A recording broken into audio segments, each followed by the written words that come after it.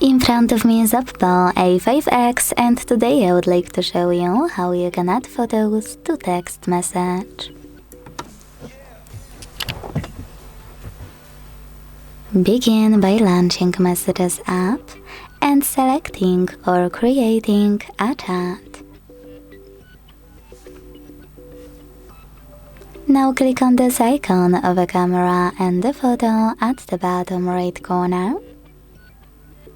And to take a photo and add it, select photo over here. Then switch your camera to the one you want to use and take a picture.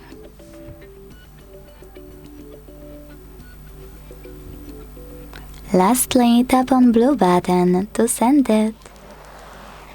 If you want to add already existing photo, click on the same icon and this time tap on all of your pictures over here. If you can't find them, hit Photos at the bottom left corner.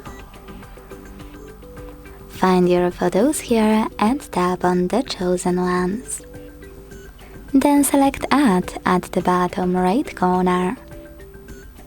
You can send them the same way. Thanks so much for watching. If you enjoyed this video, leave a like, comment and subscribe. Bye!